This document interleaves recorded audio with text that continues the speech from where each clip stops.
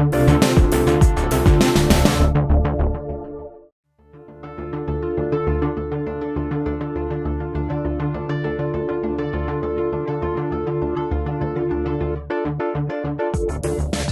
trade shows are often a breeding ground for plague and disease, so here at Pocketnow we opted to inoculate ourselves early by picking up some crazy wintertime head colds just days before flying to Vegas for CES 2014. But trade shows like CES are also incubators of geeky delight, and so for the next hour we'll be talking about what we expect from the show on 2014's first episode of the Pocketnow Weekly, the once-a-week audio podcast where we discuss mobile technology, smartphones, tablets, wearables, and most things in between. I'm your host, Michael Fisher, editorial director at Pocketnow, and joining me in the sickbay is senior editor Taylor Snot Faucet Martin. Happy handkerchiefs to you. How are you? I'm feeling great. Actually, I'm not. That's a lie. No, you're not. You're feeling awful, and you've been complaining about it just as often as I have. But over in the quarantine chamber, somewhere in Utah, Pocketnow's very own Joe the Droid Levi. Hope you're healthier than we are, Joe. I'm down to just the cough. No more fever, no more chills, no more icky ills. Yeah. So I was not aware that you also had that. Like, apparently everyone has had this. Taylor, what's the situation on Twitter? Is it 60% of the tech media is infected with some variant of this horrible head cold? That's what I understand. I know TechCrunch and The Verge is contaminated. I don't know about anybody else, but yeah, pretty much everyone has said that they're sick today. So. It's just, I don't know what it is. I told my girlfriend that she got me sick, and then I got everyone else sick through the internet. You can probably hear her screaming at me in the background. Oh, is that her? Yeah, that's her. Awesome. They can hear you. Tell her everyone says they can hear hello. You typing and talking. Everyone on the internet says hello to Taylor. On the entire internet. She shot you the bird. Like you said hello. She shot you the bird. Wow. Well, she sounds like my kind of person. Well, this is wonderful. So Taylor and I are on the Vegas team. We'll be flying there. Joe will be doing coverage from home, and I want to ask you, Joe, about your plans. But I do want to say, and maybe Taylor can correct me if I'm wrong on this, but I think Anton Dinoj, a newly minted editor-in-chief, is actually in the air right now, heading to America, because he's supposed to land in Vegas on Saturday, and Tony has never been to America before. So, see, I thought he was already in Vegas. No, he's landing Saturday. So I actually think he's in transit now. And given the way the plague has been going, I wouldn't be surprised if he was sitting in an airplane chair just getting the initial twinge of pain at the top of his throat right now. Yeah, the last status update I saw from him was that he hates airports. So, he's neck deep in the process. Yeah. That would explain why he didn't respond to my email earlier. So yeah, there's that. Tony's in travel mode.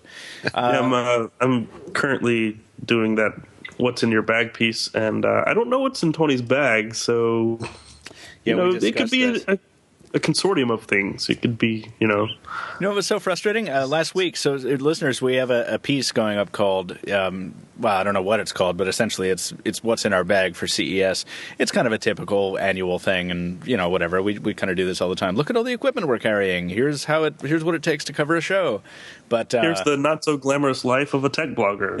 Yeah. I don't know what you're talking about, man. There's all kinds of glam in my bag. I don't know what you're doing wrong. I got about 6 pounds allocated to 5-hour energy. But, wow. Yeah.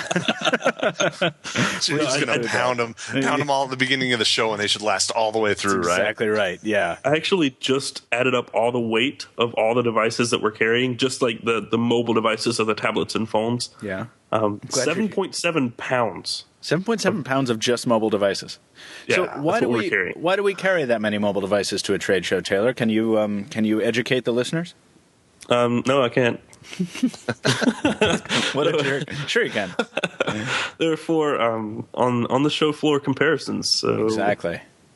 So the thing, even though there's not going to be a lot of devices, I think, like major announcements. I know there are some devices we're expecting, but there's not going to be, Yeah. So that actually I want to talk about that because I'm a little more excited than I was before I prepped for this podcast. But before we get to that, I do want to get this out of the way real quick.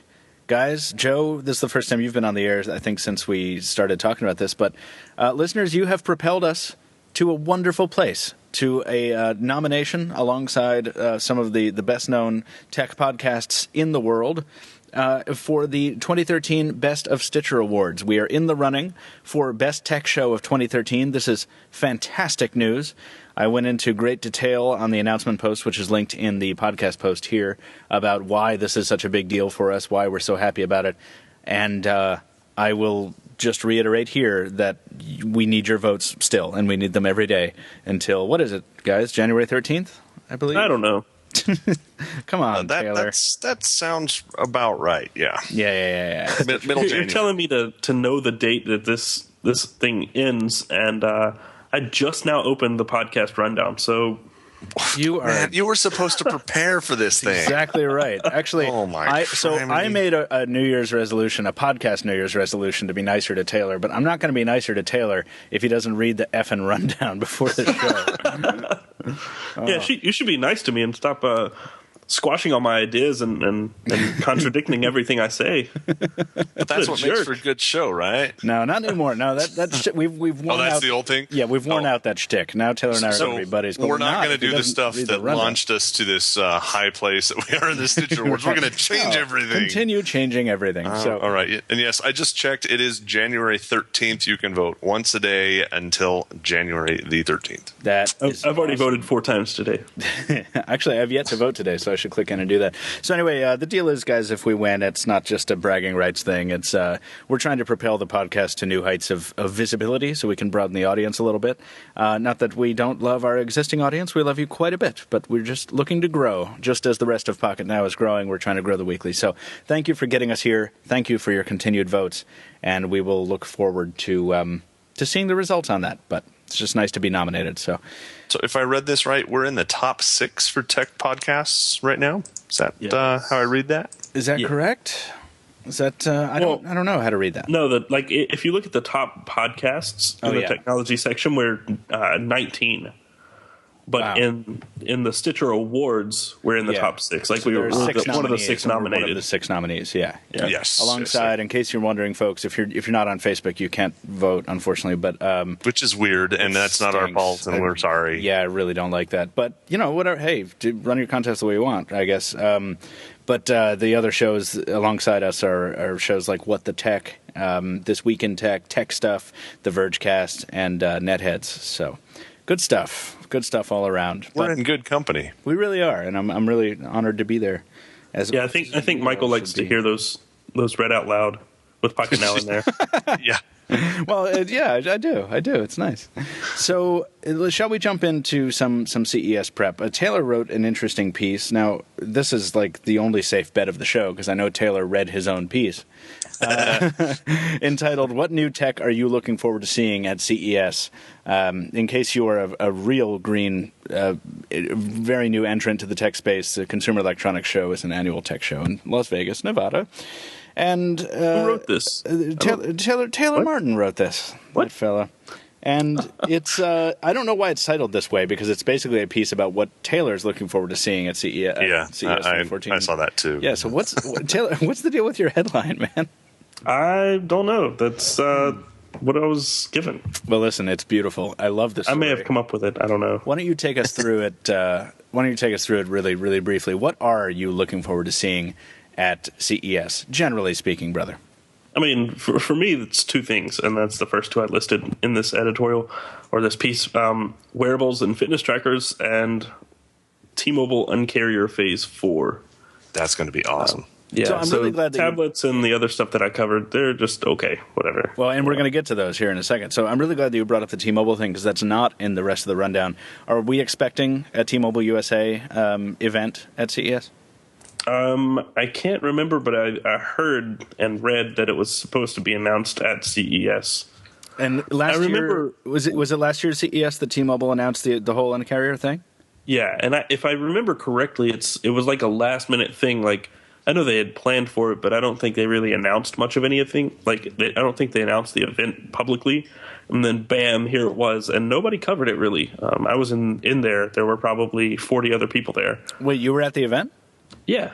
Oh, see, I think that's when we were last year at the AT&T developer event, which really wasn't wasn't all that last year. So we were very irritated not to be covering this like apparently explosive T-Mobile thing. Where how do you pronounce his last name? John Legere. Sounds good to me. Cool. Where John Legere is apparently just like stomping up and down the stage and just tossing out F-bombs like they're going out of style. And it's like, why aren't I at this thing? This sounds awesome. Yeah. Whoa. I don't know what happened there. That was a small earthquake. Rolling. Yeah, my levels went up, but no, my air conditioner turned on. I'm at home. I'm not in the office, so I've got a lot of background noise. But your air conditioner just turned on, and you wonder why you're sick. Or the heat. I'm sorry. Okay, all right. There you go. Heat. So I got a tangent here really fast because this is hilarious. We're talking about Taylor's article about technology and CES and whatnot, and you know how we've got that ad right underneath that nice beauty shot. Yeah, this one is an ad that says 250 million Americans infected, and it gives all these symptoms that you guys mentioned right before the show. So I'm wondering if they're communicating this disease through that Google ad. So probably are. You know, it's funny. Mine is for Norton antivirus, but I think that's a different kind of virus. So anyway, he was. Yeah, go ahead. He was really kind of making waves last year because the whole, press event. He had. I can't remember who it was, some famous baseball guy. I'm not a baseball guy, so I don't remember who it was. Either. He had several big names on stage with him because they partnered with the MLB, I believe it was. I can't remember. Baseball? Really? Baseball? No kidding. Yeah. If you Google search T-Mobile MLB, wow. They partnered, I believe, if I'm not mistaken. What do we think? This could be phase 4 this year? What's that going to include, do we think? ETFs. So T-Mobile supposedly or allegedly is going to reimburse early termination fees for people who leave AT&T and Verizon and competitors and come over to T-Mobile. Okay. Yeah, T-Mobile promises to unveil Uncarrier 4.0 during a press event at CES. Yeah, and they're teasing this big news via Twitter, where T-Mobile is posting some checklists of how to shake up the wireless industry, and yeah. Did you guys see the Jean Legere as Santa dropping coal in AT&T's and Sprint stockings? Yeah. The crazy Vine or Instagram, whatever it was. Yeah, that guy is, he's definitely, when you go see him live, he's more of an act. Yeah. Than, it's not just him announcing stuff, it's him putting on a show. He's a comedian. He's hilarious. And it was funny because there were a couple people in our industry who asked him questions at last year's CES announcement, and he just laid into them. And it was one of the funniest things I've ever seen in person. Wow. I can't remember what the question was, but I know the guy that asked the question. Yeah. And he asked it, and you could tell the minute it left his lips, he regretted it. Because he just sat down and kind of like dropped the mic, sat down and back to all the way to the back. And John Legere just kind of went off, and it was hilarious. That guy felt just horrible for asking. What was the question? I have no idea. I wish I could remember it, but it was hilarious. He had no remorse for just laying into that guy. Wow. So have you guys seen what's been going on between AT&T and Jean Legere today? No, what's been happening on Twitter? Okay.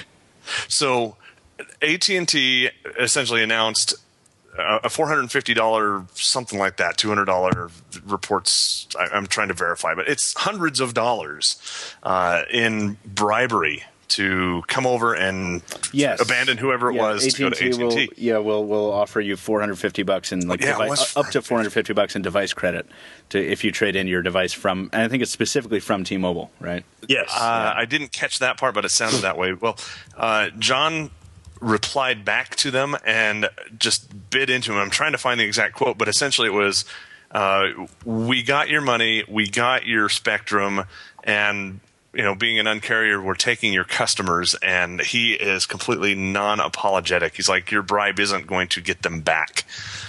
He follows up 3 hours ago from the time we're recording this with a quote from R. Bilton. Quote, to put simply, AT&T officially sees T-Mobile as a serious threat, and that's not something I thought I'd ever write. So this is getting pretty... you don't see this going back and forth very often. It's great to see it. If you look at his Twitter account, just the stream of stuff that's going on, it's Yeah, I just tuned into John Legere's Twitter account. Oh my gosh. One is it's hashtag Randall. You gave us cash and Spectrum, and we took your customers with uncarrier moves. Do you really think you can buy them back? Yep. Yeah. Remember when at ATT said at T-Mobile hadn't impacted their biz in September? A lot has happens in September, right, Randall? Hashtag excuses, hashtag ship sinking at ATT. You know, these pissing contests never really get old for me. I always enjoy seeing this, like when HTC and Samsung go at it and such. Well, remember, there's testimony that AT&T and T-Mobile are not competitors. At least not when they were trying to merge and whatnot. That's officially on like the congressional record. So it sure seems like they're competitors now. Yeah. There was one more. He said T-Mobile will settle for nothing less than war or something like that. It's so crazy because, I mean, like T-Mobile has to talk a really big game because there is significant difference, I think, in network build-out between T-Mobile and AT&T. So they have to play this aggressively. They have to do these things where it's like we're going to shake up the industry, and I think it's great. I have no beef with it whatsoever. I just wish that we could see it when it happens because we don't have much of a PR relationship with T-Mo, which is strange and bizarre. Hey, T-Mo, we're your buddies over here, okay? Well, I use like, you. At one point, it was not a giant. It was not a giant like problem. And now that T-Mobile is like, oh my God, this is a hugely newsworthy thing. Like, we should fix that. So, at any rate, let's move on. Why are you excited about Fitbits and other wearables and things like that, Taylor? I feel like this show is going to be the biggest smartwatch and other wearable tech show ever. Brought to you by Bluetooth 4. It was the best sentence I ever made. Ever. Yeah. I lost track of your sentence when I sniffed really loud. Well, you did not miss anything. Trust me. Yeah, I mean, this was I keep saying this, but 2013 was huge for wearable technology. You got Pebble, Google Glass, which wasn't officially available, but, you know, thousands of people were invited to be an explorer. Mm-hmm. You have Galaxy Gear, Samsung Smartwatch 2, and all the other ones. Sony Smartwatch. Yeah, not Samsung. Sony Smartwatch. They both start with S. Same thing, right? Yeah, they're both about as memorable as one another. Yeah, exactly. Michael will disagree, but I do disagree. I still like the Gear, but go ahead. I never liked it.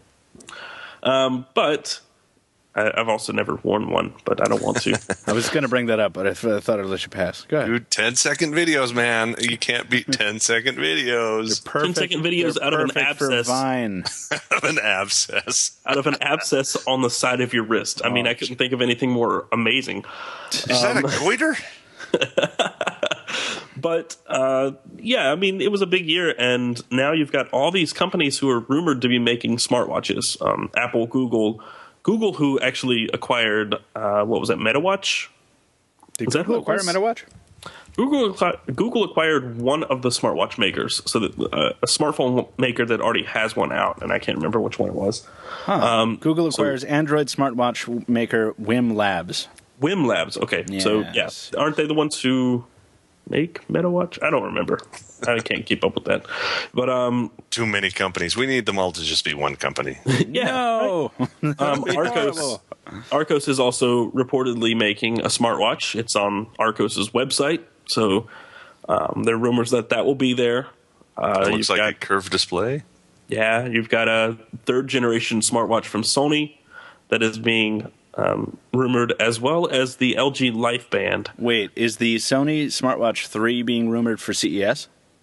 That's what I read. Okay. That is not what I had down here, but that will be exciting to see if it is there. I mean, we're going to be buried in smartwatches here. Like we had to kind of go a little out of our way to find them at IFA but really, we were able to find them without too much trouble. This year, it's going to be just a deluge of smartwatches, and we had to wait for the technology to evolve, and by that I don't mean the smartwatch technology, because we've had smart-ish watches forever now. What we haven't had is the communication between those watches and our tablets or our smartphones, and the reason for that is Bluetooth has just been a really crappy protocol for that, because it is so power hungry when you're talking about something that's as small as a watch. So Bluetooth 4.0 and the upcoming 4.1, which should just be a flashable firmware update, they're going to be all kinds of stuff that we can do with it.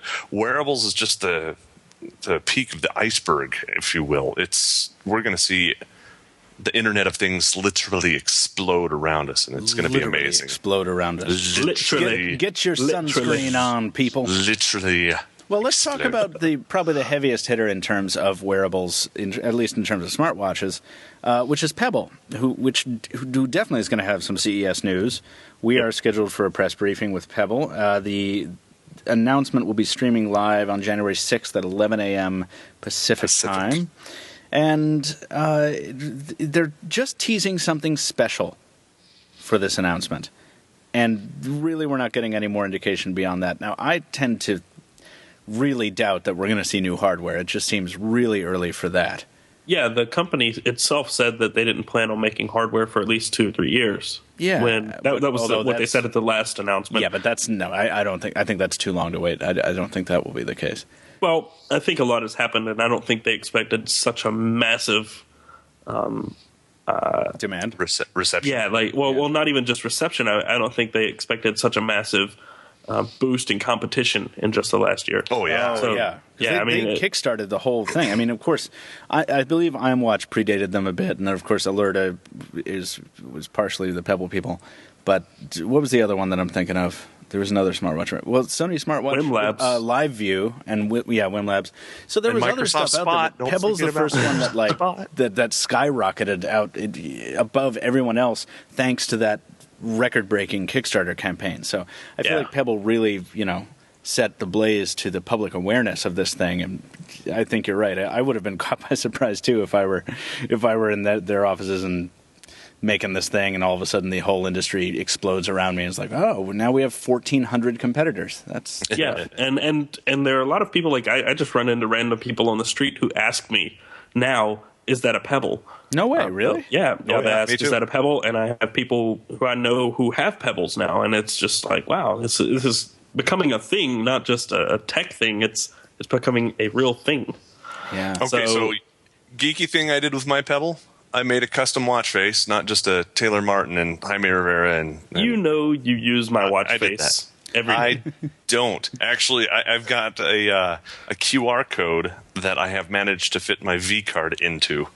So if I want to share my business card with somebody, I just switch over to that watch face, and they scan it with their barcode scanner, and bam, I'm in their contacts. I was going to make a virginity joke. I was like, how do I do this? I was going to say, like, don't you have kids? 5 of them. I have 5 kids. What is that? What is a V card? I don't know what that is. I still remember the first time I heard the expression like V card in terms of the sexual connotation. I still remember the first time I heard that because I was at a Halloween party. I was so confused. It's a V card is a de facto standard. I think there's even an industry standard behind it. It's essentially just a digital business card that you can transfer between devices and whatnot. It is your business card in a special format that outlines your name, your title, your phone number, preferred phone number, address, all that fun stuff. And I have managed to cram all of that. It's plain text, so I've crammed all of that down into a QR code that you can scan with your barcode scanner. Cross-platform, iPhones work just fine. I had installed my Starbucks rewards card on mine at one point, and the problem was that it didn't read because there wasn't enough light on their scanners. Yeah, but if you heard a noise in the background, that's because I understand there's that actually a manager of a coffee shop that's not Starbucks. Yeah. We have there's a couple things that I want to get to beyond wearables here, and I kind of don't want to leave it behind, but we have to because we got to start talking about big products in the rest of the heavy hitters category. And by the way, we've separated these just in terms of brand awareness within the United States, since CES is a show that's hosted in the United States. So I don't want to imply that. Yeah, I don't want to imply that like ZTE and Lenovo are not huge players globally. But that's why we've just separated them in an Americentric kind of way for this podcast. So, does Samsung have a new Nexus 10 ready for CES? Guys, I can't see this happening. I would be so excited, but what do you think, Taylor? No. When I mean, I'm excited for the new Nexus 10, but when has CES been a platform for Google to announce or launch anything? Yeah, absolutely. When I was putting this in the rundown, I looked at the source and I was like, oh, Digitimes. Okay, no, this is no. No, I don't think that's going to happen, but they will, maybe. I don't know about will, but they might announce their new tablet lines. Yeah, so let's talk about that. We're all kind of not expecting an Nexus 10 at the show, but we are very possibly going to see something that didn't make it into the version of the rundown that you guys have, apparently. Sorry. The Pro 12.2, is that right? That's in the rundown I'm looking at. Is it? Okay, then I'm looking at the old one. I screwed myself. Sorry. So the Note, the Galaxy Note 12.2 Pro. Am I saying it right? I think it's Pro 12.2. Pro 12.2. Yeah. Galaxy Note Pro 12.2. The point being that it's a giant device, a big old tablet at over 12 inches on the diagonal, in the Galaxy Note family, so we can expect an S Pen, and containing what, a 9,500 milliamp hour battery, something like that. Yeah, and basically a 2K display at 12 inches. It's 2560 by 1600 pixels. Okay. 3 gigabytes of RAM, Snapdragon 800 chipset, 8 megapixel camera, 2.1 front camera, I believe, and it's expected to come with KitKat and its own new tablet-specific UI. What? Which is something that I've been saying Android desperately needs. Yeah. Are you guys saying that you don't like swiping down from the top of a screen on a 12-inch tablet just to see a whole notification shade taking up the entire window? No, just one notification. Just one. Taking up the whole display. Taking up the whole display? Well, on a tablet, and this is something that I've talked about in the past, when you've got a tablet, it's really about your screen real estate, and you don't need to have a bar at the top and a bar at the bottom when you've got a screen that's that big. You can put everything into one bar. And that should happen. I understand why they got rid of the old way that they did it with the action bar, or not action bar, but nav bar at the bottom with the notification shade in it. Yeah. I understand why they got rid of that, and that was for kind of this unification. To get rid of the unification, but to get rid of that context switch between tablets and phones. So I understand why they get rid of it, but I don't agree with them getting rid of it. Like, I wish they'd bring that back. Now, that was my favorite thing. Like, that was my favorite tablet UI. It should be something that you can choose as an end user which one you want. And on a 7-inch tablet, I can see that's kind of a phone type interface. But once you get up to 10-inch, and especially once you get above 12-inch, come on, this is a laptop screen we're talking about here. Let's have a UI that takes advantage of that and isn't a smartphone. It shouldn't be a smartphone. Speaking of which, I was using my Envy X2 this past week to play some Artemis. That display size is 11.6 inches, so it's in the ballpark of this 12.2-inch display. And I was using it in tablet form, and while it sounds on paper really impressive, like 12.2 inches, like I don't know, I didn't experience much of an added benefit or an added encumbrance when using the Envy in tablet mode at 11.6 inches. Like, I was like, okay, whatever. This is kind of like just a slightly wider, landscape tablet. So I don't see this being very unwieldy, but we are seeing a rumor about the weight at 1.7 pounds. Yeah. What? That is insane. Impressive. Now, I don't know about you guys, but I tend to think in terms of mass after so many years doing this. So what is pounds to grams? What does that work out to? 1.7 pounds equals 771 grams. Whoa. So it's like it's like 3 Nexus 7s. Wow. But it does have a 9,500 milliamp hour battery in it, so exactly, and those a 2K things are screen, heavy, and presumably a new interface. Like, I mean, that's what I was going to make a joke before you said the thing about the new interface. I was like, Taylor, when we get to the trade show floor and this thing is there, how much you want to bet that it's laggy and a mess? Because all of the larger notes tend to be TouchWiz, yay! Yeah, thanks to TouchWiz. Yeah. Well, TouchWiz and the Exynos. I haven't used one on Snapdragon 800. Oh, dude, I can only imagine on a Snapdragon 800, because if I could marry a processor, that would be it. Yeah. Well, I want the 805. The 805, I mean, that's the California dime. I'm willing to settle with the 800. I was reading, and if we go back to that post I wrote, basically CES has become one of the biggest places or platforms for chipset manufacturers to announce new things. Yes. NVIDIA announced the Tegra 4 last year. And last year is when Qualcomm announced the renaming of its Snapdragon line and the new Snapdragon line, right? Yeah, so 400, 600, and 800. And now the 805. I don't think Samsung announced the Exynos 5 at CES, but there's a rumor. Actually, I think Samsung confirmed pretty much that the Exynos 6 will be there. So we already know about the 805, but there's a rumored, is it 405? There are several Snapdragons that have been rumored. The Tegra 5 and the Exynos 6 are all expected to be there. So as far as that goes, there's a lot going on with chipsets. But I was just reading today that the Tegra 5 is supposedly more powerful than whatever. Well, everything is more PS3 or powerful. something. I've never handled anything powered by a Tegra that has lasted me a long time and kept me happy the whole time. Like the original Nexus 7, even with KitKat on it, I'm like, oh, okay, I've just given you an input, but I guess I'll go make a sandwich because you're going to wait, huh? Okay, fine. You know, it's like I just and the was it the original 1X that was powered by a Tegra, the HTC 1X? Yes. Yeah, and I was sitting there waiting for that thing forever too, and then I got the Snapdragon version. I was like, oh, this is how something's supposed to be. And speaking of all this, we're going to go see Qualcomm. We actually have a booth tour scheduled with them, so that'll be fun. We'll go see Talk. Yeah, their smartwatch Talk. Let's keep moving on down the run here, guys. Samsung still has more news with this Galaxy Camera 2. We first saw the Galaxy Camera at IFA in Berlin in 2012. And it's taken a while to get a sequel, presumably because they've had their hands full with the NX line and their fancier stuff, but maybe also because I don't know if too many people were asking for a sequel to the Galaxy Camera. But what do you guys think of this rumored sequel? It looks pretty. Does it? It does.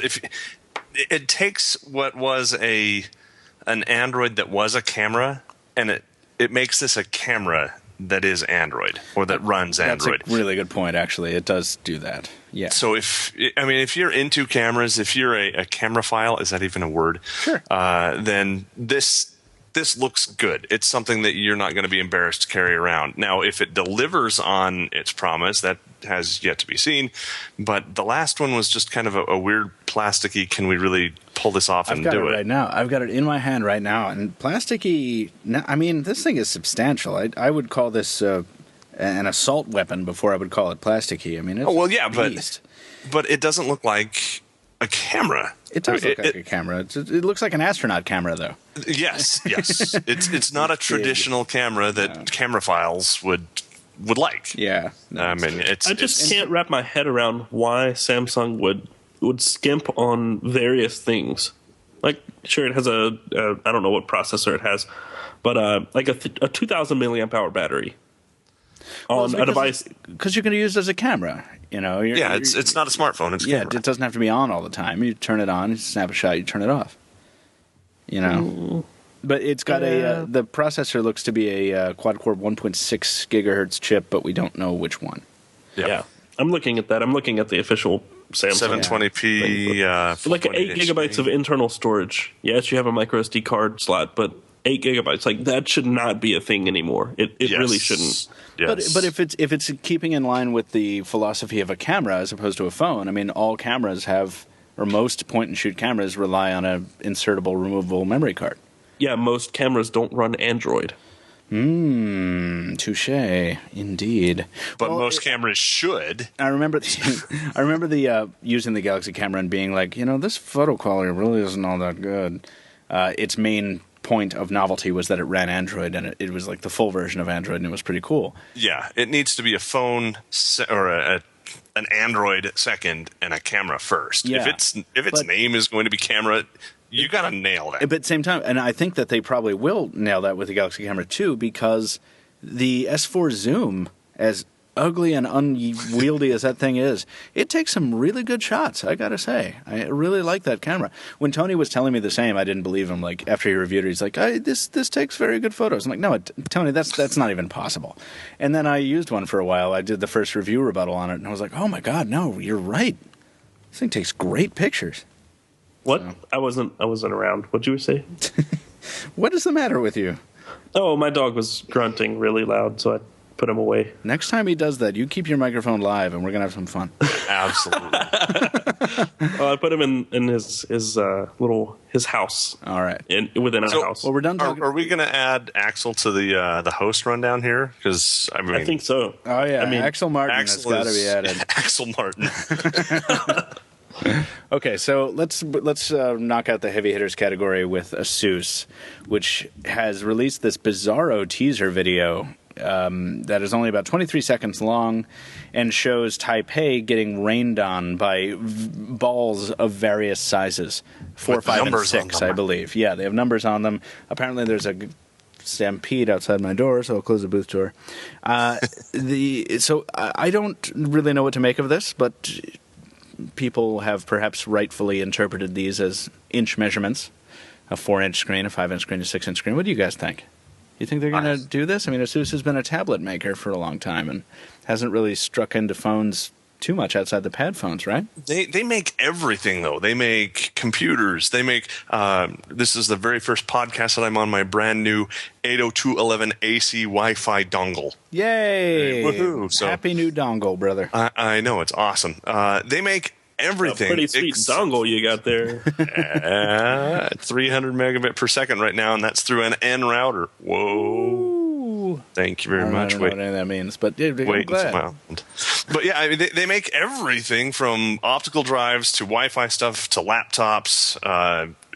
The only thing they really don't make is smartphones, and I think this is them filling in that gap in their product line. Well, they do. It's just they don't make any notable ones right now. Yeah, I wouldn't call them. I would call the pad phone notable. I mean, I know that they're overpriced, but they're notable things. Okay, I say it's not notable because how many people do you know that have ever bought one? We've had one person on the live who's bought one, and that's it. That's right. Or he didn't even buy it. I think he said he wanted to. No, he had one. I was on the live once with one guy who had a pad phone. And I was okay, like, wow, and I was on that same one.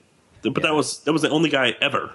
Yeah. Did he I think he's probably the only one who's ever bought a pad phone, period. Like, the only person. I don't know. I think that if the price were to come down on those, if they were able to make them a bit more affordable. Okay, so tangent again. I still don't know if they would sell. Sorry, my idea kind of fell apart because I was like, I still don't know that anyone would buy those. I really don't. What's your tangent, Joe? My tangent is there is a company, I believe it's on Indiegogo, that's putting together essentially the same thing for the Galaxy S3 and S4. So that's kind of interesting. Where you can take your phone and plug it into your laptop. What? There's an Indiegogo campaign for a hardware device that's like a tablet screen for your phone. Yeah, like just a terminal, like a terminal you plug your phone into. Yes. Whoa. Yes. What are they going to be at CES? They're in. I don't know. I don't know if they've got enough donations yet to buy airplane tickets. I was just going to say it would be awesome if they had some reference hardware. We got to see them. That sounds pretty cool. There's at least one Kickstarter project that's going to be at CES. I got an email about it earlier today. This thing is called Transmaker. It's called Transmaker. Transmaker, like trans spectral analysis. I like how you had to think about like another word for trans. Yeah, like what? Because at first I thought you were saying trance. Like a transmaker. Well, is this a drug company? What's going on? Maybe it is. You can blame that on my stuffy nose. No, God, we can blame a lot on all of our sickness. This wandering bus of a podcast. What is this? Android headline says, Transmaker, the tablet dock for the Galaxy S3 and S4 is now funding via Indiegogo. Thank you. Is that you, Joe? No, I did that. That wasn't me that sent the link, but that's so, listeners, this is a concept showing a laptop-type setup with a tablet plugged into a dock, and then the phone slides into the side. It looks... Yes, it Taylor, looks were like... you about to say it looks janky? No, I was going to say it looks like a transformer pad. Yeah. Which is made by whom? Oh. All right. So listen, I want to wrap this up because I can't talk about this anymore without my brain hurting. But can you guys just tell me, like, I think there's one really solid use case for this, and it's for someone who really wants a tablet, can't afford a tablet, even though they've come down in price a whole lot. And so we'll spend the money to buy a smartphone once and maybe a very cheap tablet terminal, and then boom, there you have it. Because phones have enough, processing power. I mean, half the tablets that are on the market are using phone processors, more than half, probably 80-90%.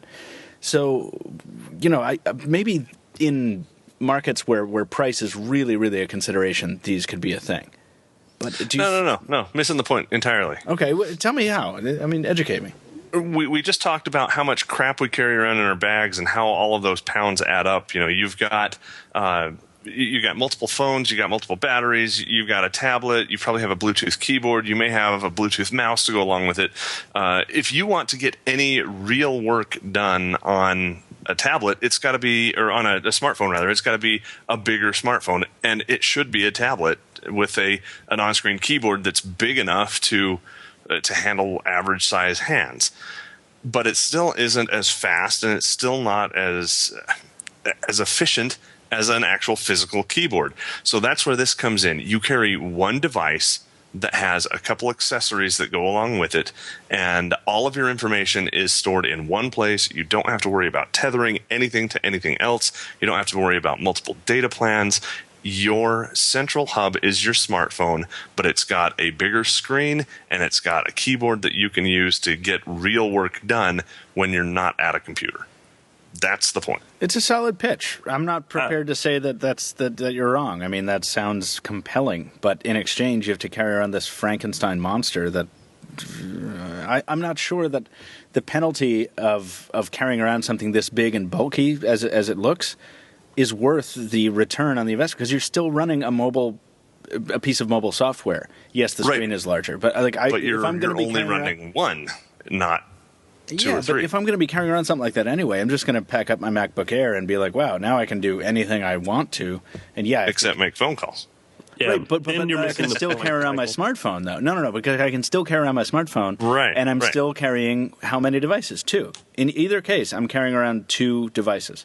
I get your point, but you're still overthinking it. I'm not overthinking it. I just don't see the. It's kind of the simplicity of it. You install a game once. You download the files for a game once. You install download all your music onto one device, and it's available on multiple form factors. You have your articles stored in one folder on one device, and you don't have to worry about cloud syncing or anything. It's all right there.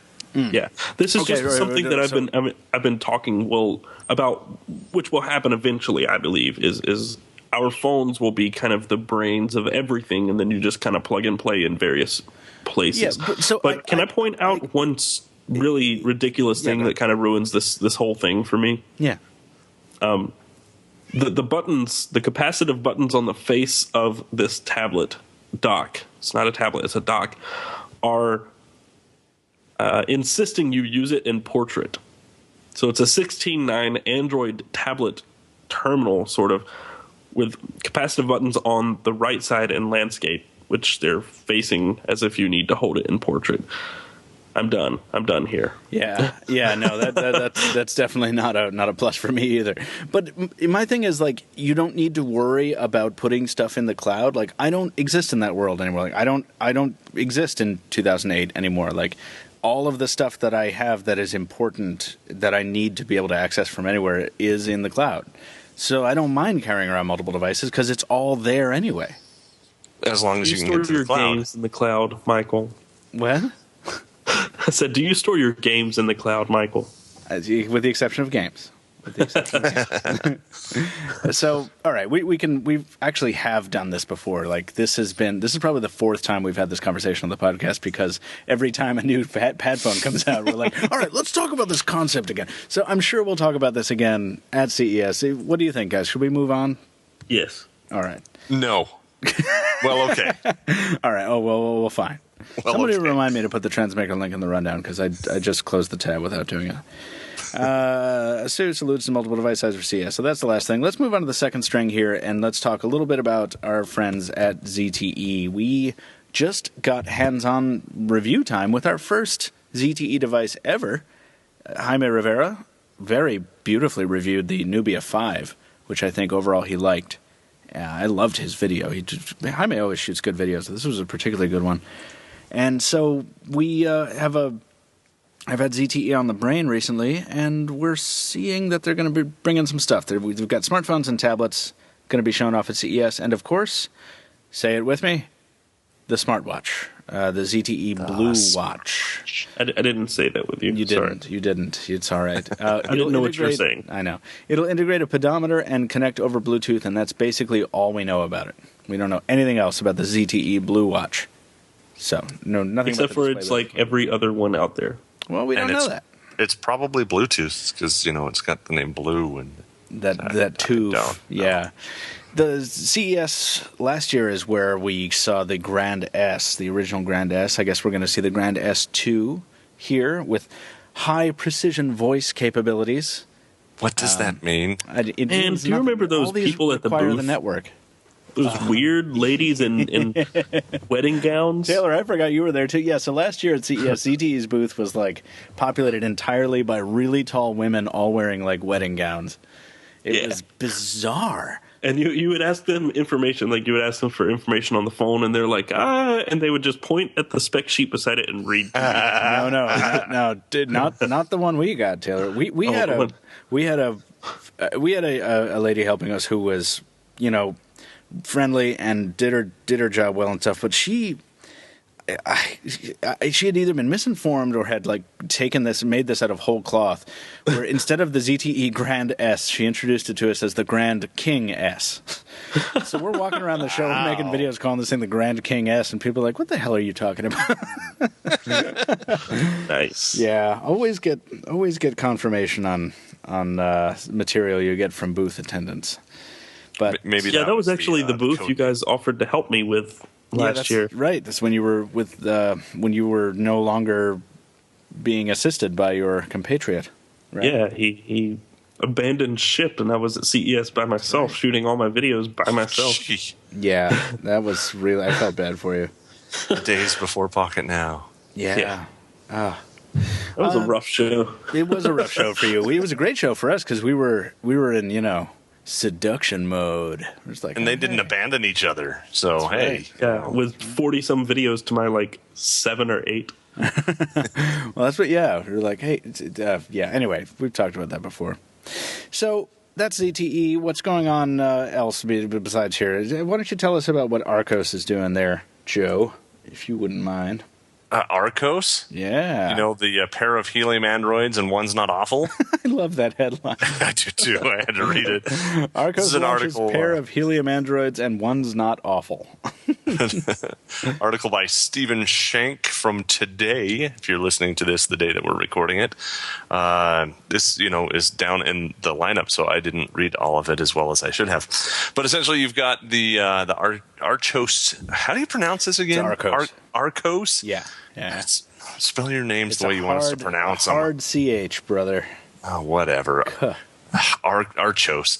The Arcos 50 and the 45 Helium 4G both are running Snapdragon 400s, which might turn a lot of people off, but they're not that bad. The Moto G is running a 400, and it's a pretty snappy little device. Sure is.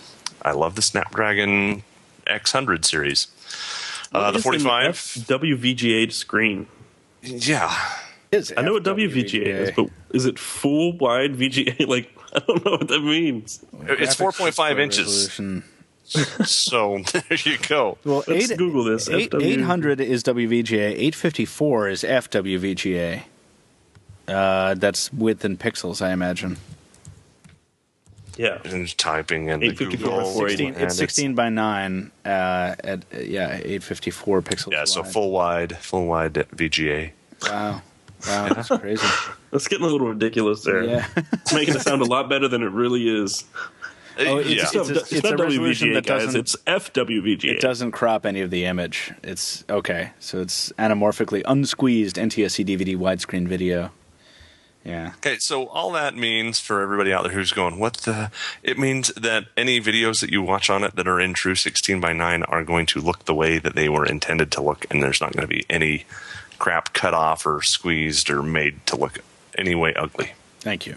Right, See? right. That's all we need to know. That's good. There you go. And because it's that's got the only LTE, device worth talking about, right? That's the higher end one, because the lower end one looks like it sucks, right?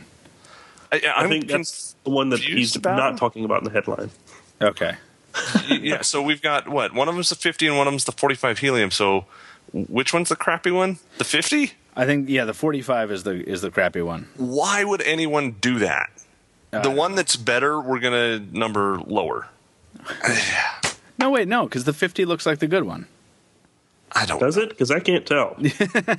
Well, you know what? Let's clear this up on the show floor. Let's not try and solve any mysteries now, all right? But we know from Steven that one of them is not awful. We just don't know which one of them it is that's not awful. Exactly. And we know that Arcos is also bringing other stuff to the show. We're looking Wearables. I was just going to say, we're looking at yet another smartwatch here. I already mentioned that earlier. You did. And we spent some time with Arcos at the last show we were at. It was, what was it? It was IFA. Tony and I stopped by the Arcos booth, and they were just kind of showing off a lot of budget stuff. But one of the things I love about covering wearables is that it's an entirely new category. So all the stuff that we're kind of tired of seeing of the smartphones, where you can see it from 50 feet away and know that it's like a budget smartphone that's total crap. You can't tell with watches yet because we're not used to the tells, right? There is no budget smartwatch though. That's the thing. Like they're not all yet, but there's gonna be. You absolutely like a $50 Bluetooth smartwatch, right? That And the people who would bring that works like the Galaxy Gear. People who would bring that to fruition would be a company like Arcos, which focuses heavily on budget devices. You know, right. I mean, in certain markets at least. So that's exciting. You know, I mean, this is a whole new category of just new things to be discovered, and I still maintain a lot of hope that some of the phones I see at shows and some of the phones and tablets actually are going to bring interesting stuff. But I don't think that's where the real surprises are going to be for the foreseeable future. And you're right. The surprises are going to be wearables, and they're going to be tangible things around us, whether that's our speakers, whether that's other ambient information devices like weather stuff or the Withings Wi-Fi scale, the Nest Learning Thermostat, the Nest Protect. That's where the future of this is all going. And no, it doesn't fit in your pocket, but it's all enabled by the stuff that you put in your pocket. So that's where things are going, to kind of stray from wearables proper and kind of get more into this the other stuff that Arcos is showing off. Archos. It's not Archos. Archos. It is the best say it is. Lenovo shares details on 4 new Android handsets. Lenovo is a company. Wow, that was a segue without a segue. It was. I'm just blasting through. Joe, shut up. We're moving on. Okay, I really Lenovo. Want to not be sick anymore. I'm sorry, listeners. If this is your first time listening to the Weekly, I'm sorry. we're sick and we're very tired. But all of us are sick, not just one of us. Every single one of us on this show is sick. I haven't once coughed into the microphone yet, though, so we're fabulous there. Even my girlfriend who is sitting here is also sick. Like, she's coughing, and I'm having to mute the mic. And she one of my roommates is sick. All of my friends are. Yeah, it's nasty. Don't get this. If you are inside and you're healthy, listeners, stay there. Don't go anywhere. Don't do anything. Don't go to work. Your smartphone is there to be a portal to the world. Exactly. Use it. And then wipe it off before you let someone else borrow it, for the love of God. And the cool thing is Lenovo has some smartphones. Yeah, I've been wondering about that. So Lenovo is a company I associate with laptops because of the ThinkPad line that they bought from IBM and everything. But I understand that these are not their first smartphones. Is that correct? I mean, I know nothing about Lenovo's smartphone prowess or lack thereof. Does anyone else? I don't either. Yeah, all right. So no, but I see that this thing is named the Vibe Z. Vibes. Vibe Z. Like, can I please have like this? Can somebody please animate a story for how they came up with this name? They're like, hey, guys, we have a new phone. We need to name it. Yeah. And somebody's like, let's name it the Vibe, Z. Like, who comes up with that stuff? Hey, man, it's got two names. You can call it the Vibes if you're into it. Vibe Z phablet sounds pretty solid, says Stephen Schenk back in November. Should be coming to the West. And the photos of this thing show the press photo shows this device as though it has impacted the Earth with great force and is leaking its chrome, like its casing is melting into some Terminator-esque chrome liquid. It's the most epic press shot I've ever seen. What are you talking about? Yeah, I'm wondering what press shot you're. Click on the link. Having first heard the company talk about its LTE supporting Vibe Z above back in November, the in-post link. That press shot is just intense, and there are disco balls in the background for some reason. Oh yeah, that is interesting. So it's a liquid metal frame. What? That's what it shows. Do you think that's just press, or do you think it's really a liquid metal frame? I think they really threw it at the ground at high speed, and that's the result they got. And it cracked the ground, and there's this flaming ball of something on it. But no, it looks sharp. I mean, and you'd kind of expect that from a Lenovo. They took over the ThinkPad line, and they just have become the businessman's accessory. Yeah. And this, to me, says this is the businessman's smartphone. That would be cool if they could pivot that. If they could be like, we've been providing your laptops for years, corporate world. Now we're going to provide your phones. Look at this. You know, do you get? We know you miss your Blackberries. We know there's something missing in your soul when you bring your iPhone to work. You want a work phone. I don't know if anybody actually feels this way, but this is the copy I'd write. You know? Yeah, and I agree. So buy the Lenovo Vibe Z melting smartphone. Like, okay, they named it really adult industry, but you know, it's the first melting smartphone. I think that's their biggest. I think that's their pitch. There you go. And it's not the first phone that they've made, and it's not the last we'll see at CES. There are like 3 others, so that's going to be. Do you know what it looks like? It looks like an Android slab. No, it looks like a Galaxy S2. Actually, it does. It really does, including the skin. Yeah. It looks like a Galaxy S2. Yeah. It looks like this is just.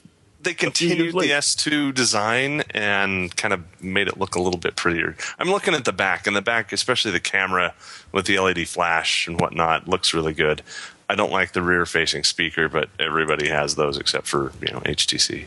No, that's not true. We got side-firing stuff now, and okay. I'm talking front firing or nothing. Yeah, let's talk about the last one here in the second to last category. Mizu, however you pronounce it. Archos. I'm pretty sure that's right. Is announcing its intention to enter the U.S. market. Meizu is a manufacturer focused on, I believe, Android smartphones for the Chinese market. Is that correct? Sure. That would be largely keep their wares constrained to Southeast Asia, so more broadly Southeast Asia. And some of these companies, that's really a shame, writes Stephen Schenk, because some of those companies have been putting out some pretty compelling hardware that we wish we had better exposure to. The announcement itself is pretty succinct. It doesn't get into much detail, but the company is stating that it would like to use CES 2014 as a kind of jumping-off point for an increased presence in the U.S. With 2K, like joining the 2K party. So yeah, which would be cool. Now, I feel compelled to point out that Huawei's been saying this for years. It's like, oh, we're going to come to the U.S., and the U.S. has been kind of saying, no, you're not. We're coming to the U.S. Nah. The U.S. is like, yeah, we have a State Department that Superman, no here. Yeah. Yeah, and I can see the reluctance, but...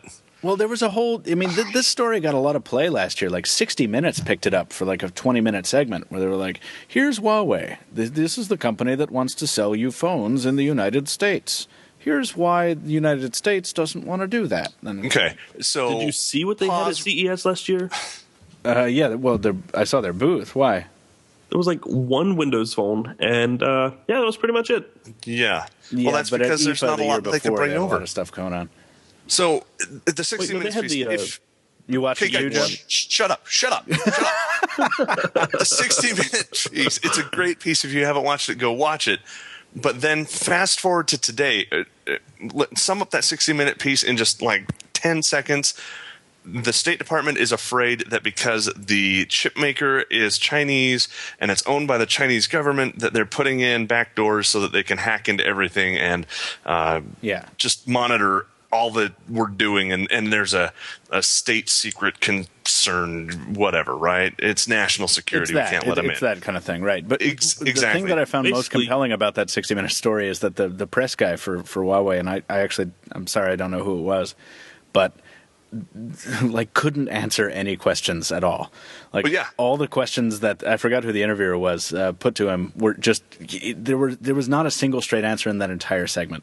Nope. And I was like, this is kind of concerning, right? Yeah, I'm like, this isn't how you allay fears. Huawei. Okay, so fast forward to today, and we know that the NSA is monitoring our emails. The NSA is intercepting laptops and installing spyware on them. The NSA allegedly has worked with Apple to put backdoors into the iPhone. iPhone is allegedly sharing the fingerprint database that they said was going to stay on the device in a special secure area of the chip with the NSA. What's the big deal about the Chinese doing the same thing? It's kind of the whole discussion that comes up when you talk about Chinese-based ROMs. It's all different Android when we're getting effed over by our guys. Yeah, if it's us, it's okay. But if it's somebody else, then it's not. Yeah. And to me, that doesn't fly.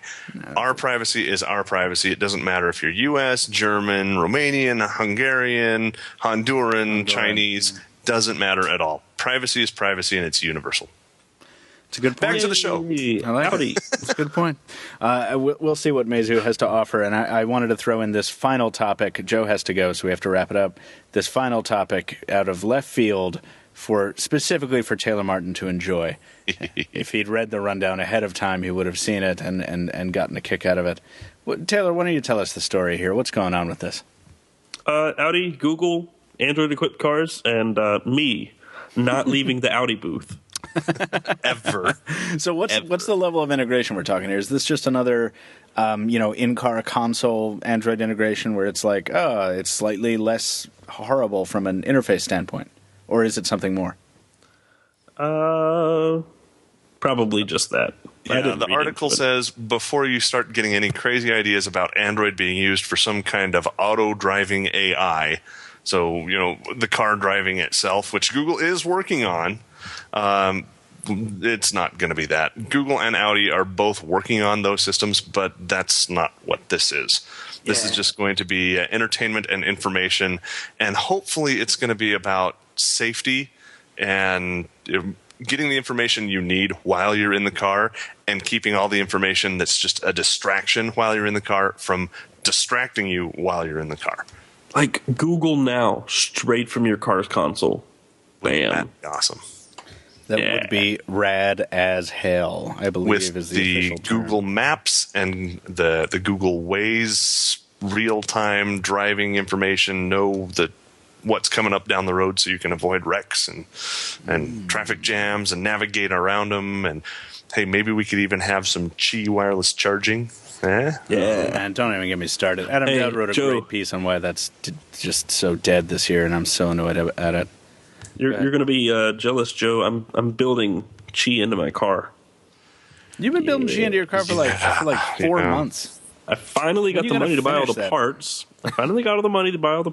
And all I have left is to buy the fiberglass and to make a custom fiberglass mold.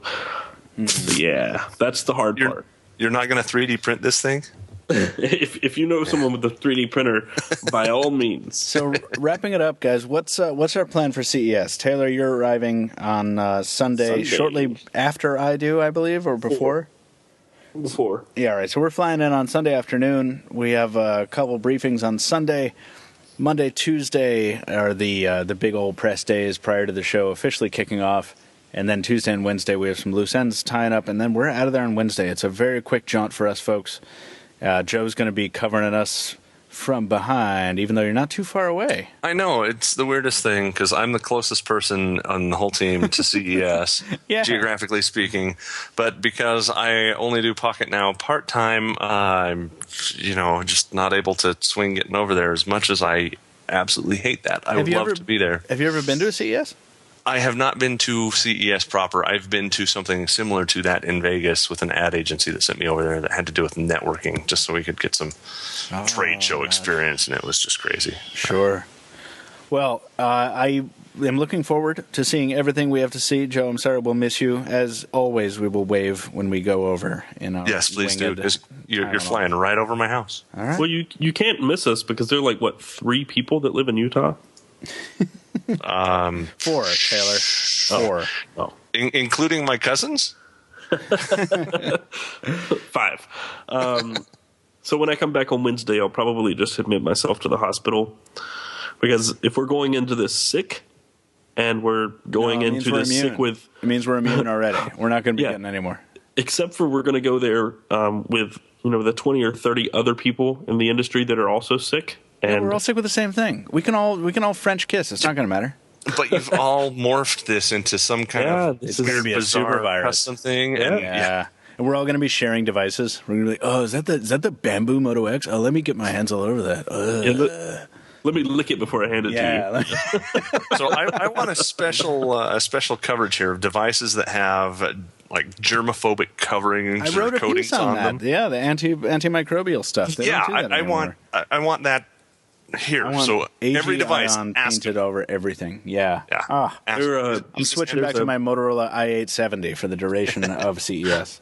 There's a booth providing free phone cleaning while we're there, too. Good. I'm dropping off all my phones there. We should just stop by the booth and just open our bags. They got a pizza oven. And you Here you go, guys. Well, we're going to have a weekly talking about all this stuff. I don't think we'll have time at Vegas, but we will have a podcast afterwards fondly reminiscing on everything we saw. And we're shooting for a real giant handful of videos, as we always do. So stay tuned to our YouTube video video channel next week, folks. Monday, Tuesday, your subscription inbox is going to explode. It's going to just detonate. It will be awesome. Yeah. We have a very high goal. We do. It's going to be great, though. We're going to have a good time, and we'll look forward to talking to you on the other side. But for now, I think, gentlemen, it's time for us to start our weekend, by which I mean pounding some NyQuil and passing out. Am I right? Mucinex on this end. Mucinex DM. Very good. Best stuff in the world. Zicam, Mucinex, NyQuil have sponsored this edition of the Pocketnow Weekly. Not really, but that would be fun. That is going to do it, though, for our first episode of 2014. We're sorry, folks, that it wasn't more energetic. We're sorry that we're sick. We will get better. Thank you for joining us, though, and again, thank you for voting to propel us to such heights in terms of the Stitcher competition. Be sure to find us on Twitter, Casper Tech, Joe Levi, Captain Two Phones. You can also follow Pocketnow officially as Pocketnow on Twitter, Instagram, Facebook, and Google+. Visit our forums at forums.pocketnow.com. Leave us a review, please, on iTunes or Xbox Music or Stitcher. And if you have a topic, question, or suggestion for the show, or you just want to say hi, we do answer listener mail. Usually, you can email us a brief message, podcast@pocketnow.com. Thank you for listening, and we'll see you next week.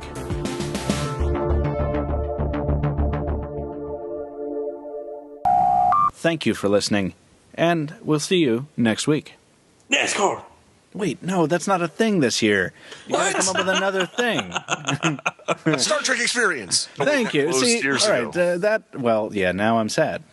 Well, see, if I don't do that, people get upset. Well, you got to say something else. What's it going to be this year? Frozen yogurt. What else is big? Choco Taco. There you go. There you go. Do it again now. Do it again. Thank you for listening, and we'll see you next week. Choco Taco. There we go. That's better.